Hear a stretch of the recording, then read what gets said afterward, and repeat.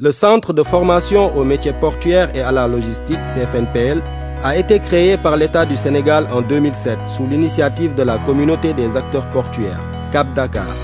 Dirigé par Mme Awa Ndiaye Sagna depuis 2010, le CFNPL est un centre unique dans son genre en Afrique de l'Ouest qui propose des formations orientées aux métiers de la chaîne logistique et se basant sur l'approche par compétences, APC. Ces formations sont disponibles pour les jeunes demandeurs d'emploi, élèves et étudiants, et pour les professionnels qui souhaitent renforcer leurs compétences en entreprise. Le CFNPL propose également aux entreprises des formations à la carte sous forme de séminaires pour leur personnel, incluant la restauration. Venez nous rendre visite dans nos locaux 6 Bel Air sur les 2 voies en face de AGS Parking. Pour toute information, merci de nous contacter au 221 77 740 18 61 ou nous envoyer un mail à cfnpl@cfnpl.sn. Avec le CFNPL, trace ton chemin, trace ta vie. Chers téléspectateurs de Africa Logistics Magazine, dans le cadre de notre grand reportage sur la congestion, aujourd'hui nous sommes au niveau du port autonome de Dakar. Nous allons pouvoir discuter de cette problématique qui a un impact assez important sur l'économie maritime. Nous allons aller vers la rencontre des acteurs, des professionnels du secteur, des entrepreneurs, des directeurs d'entreprise, des transitaires, des transporteurs et des formateurs. Un tour qui nous permettra d'en savoir un peu plus sur la congestion, sur la définition du mot congestion d'abord, que les gens ont du mal à maîtriser, voir quelles sont les solutions à préconiser, mais avant tout, discuter de la problématique et voir l'impact de la congestion sur la compétitivité de l'économie maritime au niveau du port autonome de Dakar.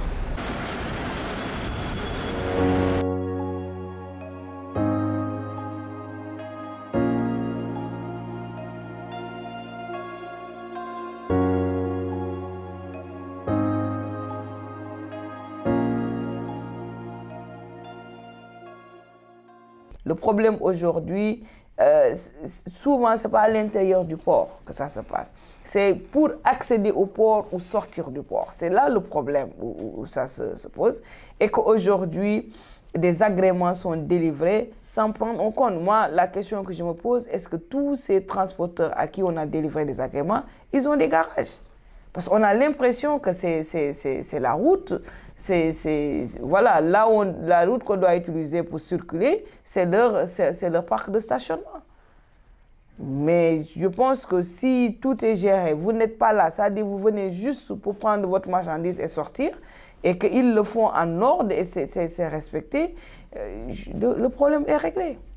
Et je pense que c'est ce qu'ils ont commencé à faire avec AGS. Maintenant, c'est à l'intérieur du port, les sens de circulation, comment il faut faire pour aller vers quel quai, vers quel mall, où on doit aller. Je pense que c'est aujourd'hui cette organisation en interne qu'on doit faire au niveau du port. En réalité, on peut distinguer 3 formes de congestion au niveau du port autonome de Dakar. Donc, il y a la congestion du plan d'eau. Le plan d'eau, ce sont les postes à quai, c'est-à-dire là où accostent les navires. Il y a aussi la congestion qui concerne les axes routiers à l'intérieur du port. Souvent, la congestion par rapport aux axes routiers est causée par une mauvaise gestion des flux de camions à l'intérieur du port. Parce que comme vous le connaissez, le port, il y a des camions qui rentrent, soit pour charger des marchandises débarquées, soit pour décharger des marchandises prêts à embarquer, soit aussi pour ramener des conteneurs vides. La troisième forme de congestion, c'est la congestion qu'on remarque au niveau des magasins et aires de stockage, causée principalement par l'augmentation du volume de fret qui passe par le port autonome de Dakar. Ce qu'il faut savoir aujourd'hui, c'est que le port autonome de Dakar, depuis 2012, de 2012 à 2019, a vu le volume de fret augmenter considérablement. Nous sommes passés de 9 millions de tonnes en 2012 à plus de 19 millions de tonnes en 2019. Ce qu'il faut rajouter, c'est un peu cet impact que la congestion a même sur la circulation urbaine. Parce que la congestion du port autonome de Dakar ne s'arrête pas à l'intérieur du port autonome de Dakar. Ça cause souvent un problème de congestion sur la circulation urbaine. Il y avait un précédent comme la gestion des vides, qui était un problème réel au niveau du port, qui bloquait le port, parce que le Sénégal est un pays importateur, non exportateur. Les 95% des conteneurs qui arrivent, imports qui arrivent, retournent vides. Ce qui fait que tous ces conteneurs devaient retourner au niveau du port et créant une congestion. Avec AGS, on a pu voir d'où se situait le problème des vides. Et le problème des vides, c'était que de trouver en amont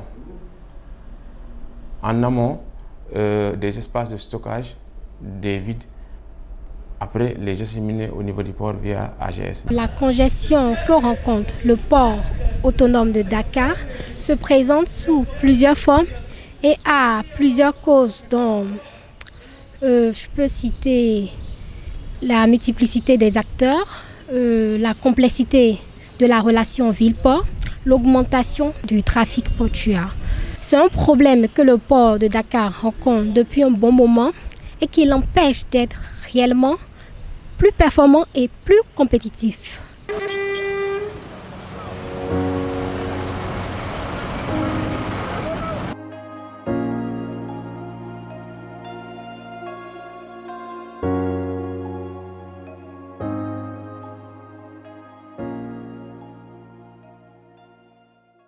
Le plus gros problème de la congestion aujourd'hui, c'est au niveau du môle 4 jusqu'au môle 8.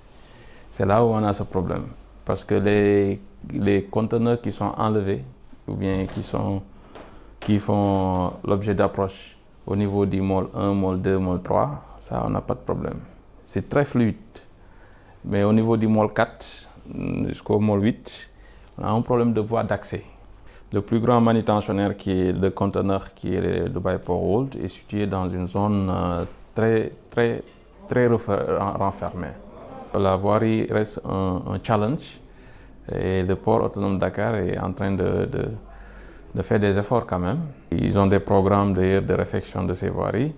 J'ai pu lire quelque part qu'ils viennent de boucler peut-être la deuxième phase, je crois, de la réfection de la voirie au niveau de môle 4, môle 8.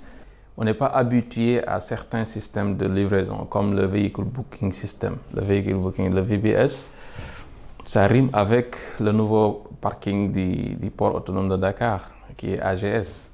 Bon, donc ça a été créé dans l'esprit de rendre fluide, mais malheureusement, les transporteurs ne suivent pas le rythme de ce qu'impose ce parking du port.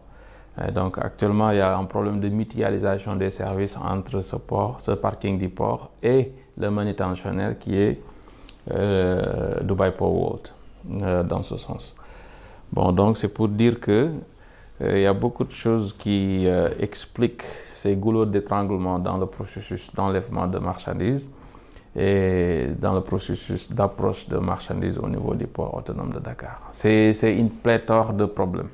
Nous avons des indicateurs déjà qui sont liés au nombre de camions, statistiques qui sont liées au nombre de camions qui entrent au port de façon quotidienne, donc par 24 heures, que nous suivons, c'est-à-dire le nombre de camions qui entrent dans le parking, le nombre de camions qui entrent au port, au niveau de la zone nord. Quand je dis zone nord, donc c'est tout ce qui est môle 4, c'est tout ce qui est, comment dirais-je, Dubai Port World, hein, qui peut prendre facilement 60 à 70% du trafic. C'est TVS, le terminal vraquier.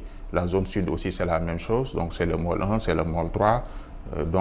Nous suivons donc ces statistiques, mais aussi nous suivons le transit time, le temps que font les camions en stationnant au niveau du parking, mais aussi le temps que fait le camion entre le parking et le port autonome de Dakar. Il y a plusieurs éléments qui restent à améliorer. D'abord, continuer la sensibilisation auprès des transporteurs pour qu'ils comprennent d'abord le système de AGS et qu'ils sachent qu'il faut toujours passer par AGS avant d'aller au niveau du port, respecter l'ensemble des procédures qui ont été mises en place et aussi déplacer, si vous voulez, le pont bascule qui crée aujourd'hui un goulot d'étranglement, de même que le stationnement de certains camions pleins au niveau du port. Mais ces questions sont déjà prises en charge par le port autonome de Dakar et des solutions sont déjà en vue. Il y a même un protocole qui a été mis en place, qui est suivi par la direction du port et qui veut aller dans le sens quand même de corriger tous ces aspects. Et nous pensons que si nous avons quand même des résultats positifs par rapport à ces initiatives, effectivement, la congestion ne fera que s'améliorer de façon continue.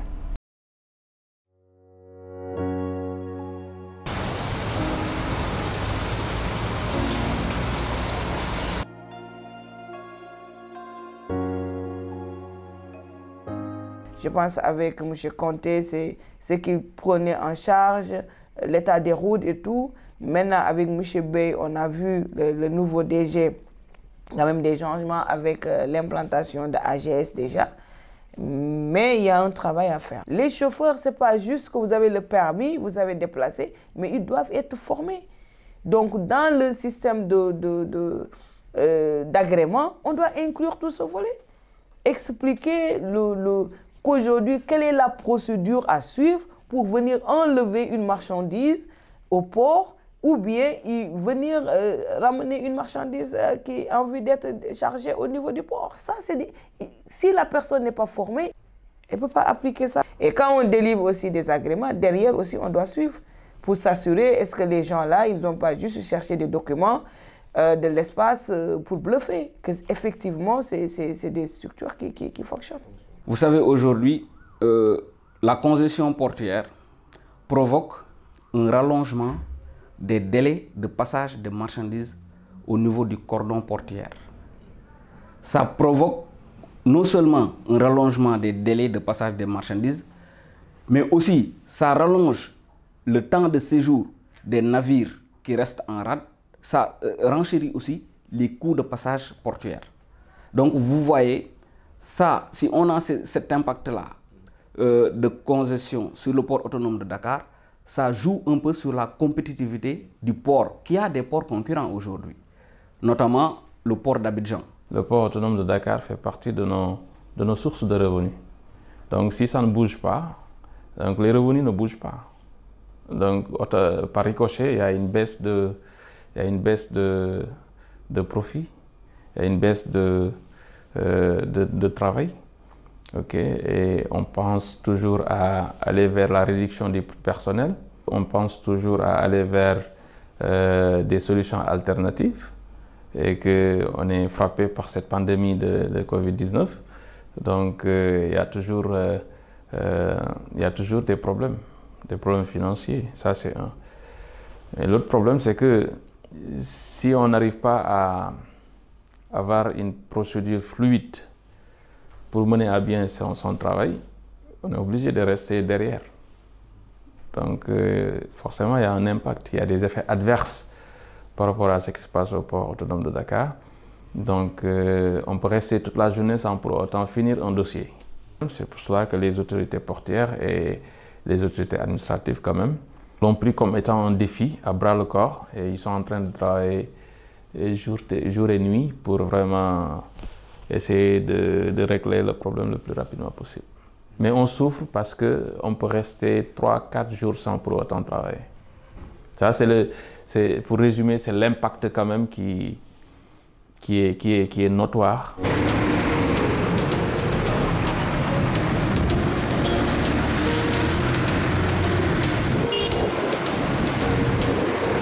Je pense que non, qu'il n'existe pas de solution miracle par rapport au problème de congestion que rencontre le port de Dakar.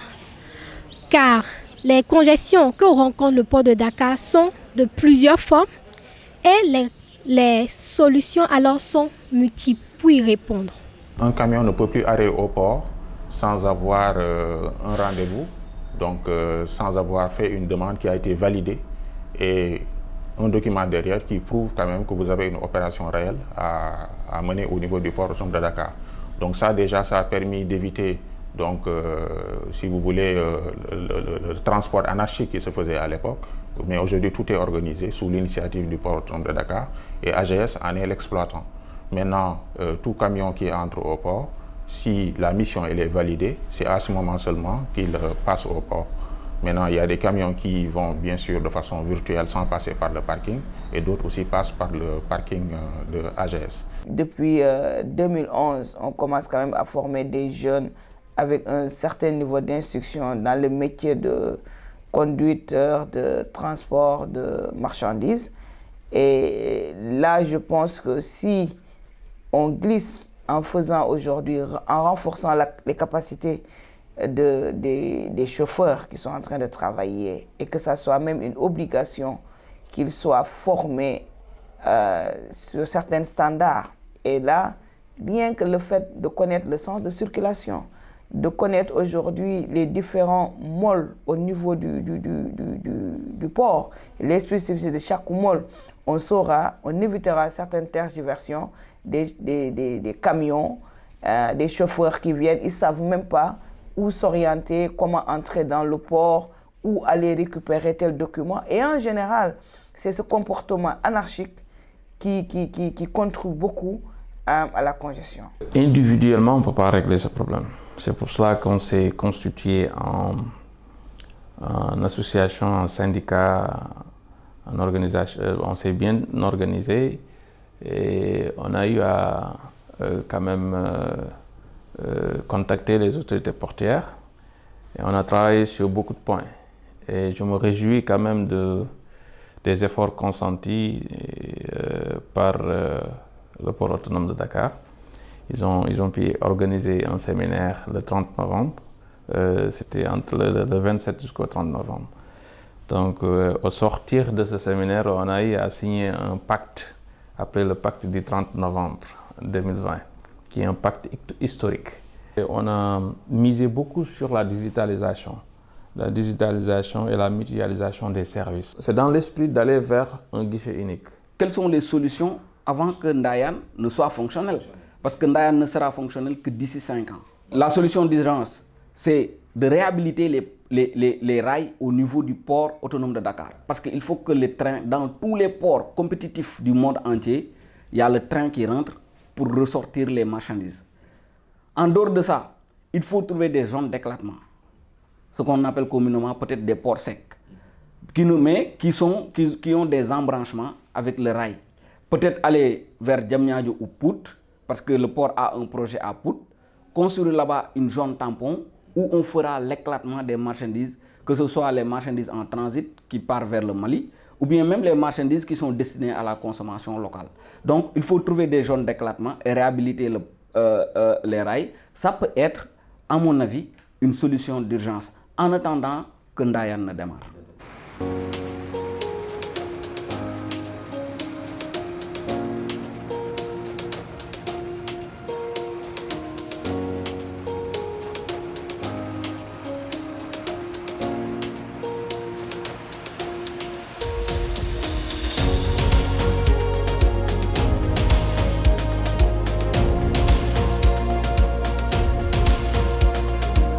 Si le port aujourd'hui est en avance et que les acteurs, quand je parle acteurs, c'est les transporteurs, ne sont pas aussi organisés, ça ne marche pas. Parce qu'aujourd'hui, je pense qu'il faut qu'on aille vers la dématérialisation totale. Et ça signifie quoi? Les gens vont communiquer. Communiquer par aujourd'hui, par certaines voies, à savoir l'informatique, le mail et tout. Donc aujourd'hui, le transporteur, là où il doit savoir, est-ce que j'ai de la marchandise à lever, quand est-ce que je dois l'enlever, avant même de partir de son garage. Avant de partir de son garage. Et ça signifie qu'il doit y avoir un flux, une maîtrise du flux d'informations. Depuis l'ère des opérations jusqu'au transporteur qui est impliqué pour envoyer son chauffeur, son camion pour venir enlever ou venir livrer de la marchandise. Voilà. Donc je pense que c'est un début de solution, mais quand même il y a des choses à faire, des étapes à suivre qui vont permettre peut-être de gérer complètement ce problème. Dernièrement, le port autonome de Dakar a tenu un séminaire où 58 points ont été retenus pour rendre performant le port autonome de Dakar. Tous les 58 points sont bons. Il y a des points d'accord et des points de désaccord. Mais il faut aller vers la mise en œuvre de ces points-là pour que la congestion s'arrête et que le port puisse continuer à être un port compétitif en attendant que Ndayane ne démarre.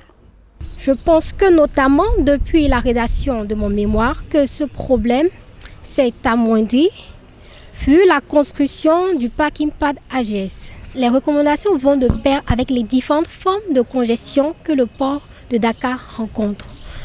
Mais en général, je peux citer, pour globaliser comme recommandation, la mise en place d'un guichet unique portuaire, la création d'un port sec dans une ville proche de Dakar, la réhabilitation des voies routières et ferroviaires, l'augmentation des zones ou aires ou surfaces de stockage. Il y a beaucoup de solutions vraiment qui sont en train d'être mises en place et qu'on est en train de travailler sur ça, ne serait-ce que pour nous accompagner et surtout sur la digitalisation. Parce que là où on devait avoir une cadence de traitement de demande de proforma, exemple, de 2 minutes, si on a pour le même connaissement presque 20 personnes qui font la même demande pour un seul client, c'est un problème.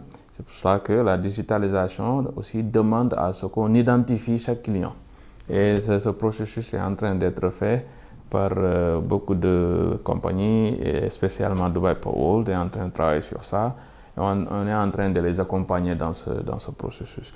Donc c'est aux clients aussi, et aux importateurs, aux chargeurs, de bien comprendre les enjeux de ce port et de comprendre aussi quelles sont les limites de chaque acteur portuaire. Exemple, le transitaire, quelles sont ses limites, le consignataire, quelles sont ses limites, l'autorité portuaire, le port autonome de Dakar, quelles sont ses limites, le COSEC, quelles sont ses limites, ainsi de suite, l'armateur, quelles sont ses limites, et de bien comprendre aussi le contrat qui lie l'armateur et l'importateur. Parce qu'il y a le droit maritime, c'est bien spécifique, il faut qu'on arrive à comprendre ce qui se passe dans le port. Si on n'arrive pas à avoir de bonnes informations, donc là, on ne peut pas bien travailler quand même dans les solutions préconisées. Donc, il y a beaucoup de solutions. Il faut applaudir quand même ces efforts et ce pacte de 30 novembre, je le loue et je continue à louer ce pacte de 30 novembre. Si on arrive à bien gérer ce pacte, on aura un port qui sera le moteur de l'économie, de l'émergence d'ailleurs de l'économie du Sénégal. Nous avons aujourd'hui un parking qu'on peut appeler un parking intelligent avec des barrières automatisées qui peuvent flasher donc les plaques d'immatriculation des véhicules qui ont une mission qui a été validée, et ça permet au parking déjà de s'ouvrir automatiquement à l'entrée donc de AGS, et nous savons donc réellement que ce véhicule a été programmé, et le chauffeur aussi peut avoir une information en temps réel pour savoir qu'il aura accès au niveau du port.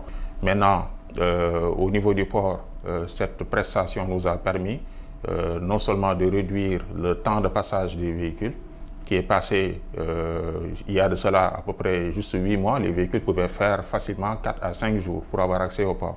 Mais aujourd'hui, en 30 minutes pour certains véhicules, ils peuvent avoir accès au port. Donc l'impact a été que les transporteurs font des économies, ils font beaucoup plus de rotation, ils consomment moins de carburant, et ils font moins de pollution, et la route elle est moins congestionnée.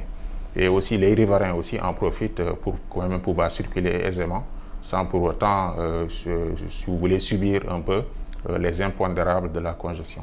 Mais nous pensons que ce processus non seulement doit être maintenu, mais aussi amélioré de façon continue.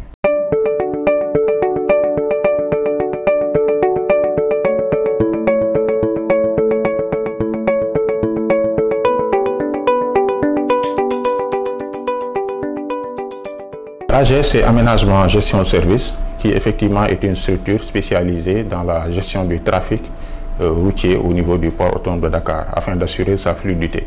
Donc c'est depuis le 15 septembre 2020 qu'on a lancé le Go Live, qui a permis donc à AGS de commencer l'exploitation, la gestion proprement dite du trafic routier au niveau du port autonome de Dakar.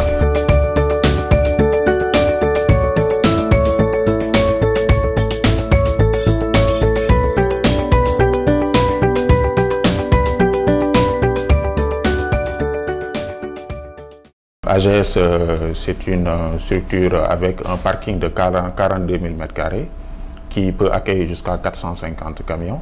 Et nous avons des départements comme le département opération et le département informatique qui gèrent de façon quotidienne, 24 heures sur 24 et 7 jours sur 7, toutes nos activités avec 3 shifts. Et ça nous permet donc de suivre l'ensemble des camions qui vont au niveau du port autonome de Dakar, sur tous les axes, depuis la zone nord jusqu'à la zone sud.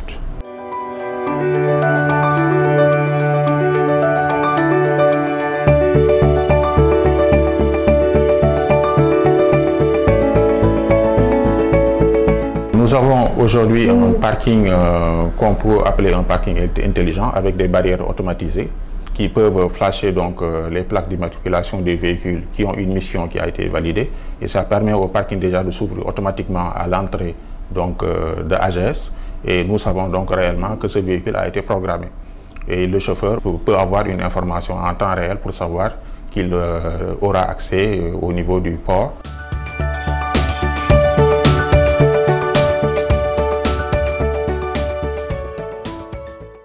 Venez profiter des services d'AGS Parking, 6 dans ses locaux à Rocade Fann Bel-Air. Pour toute information, veuillez nous contacter au 33 832 61 61 ou nous contacter par mail à info@agsparking.com.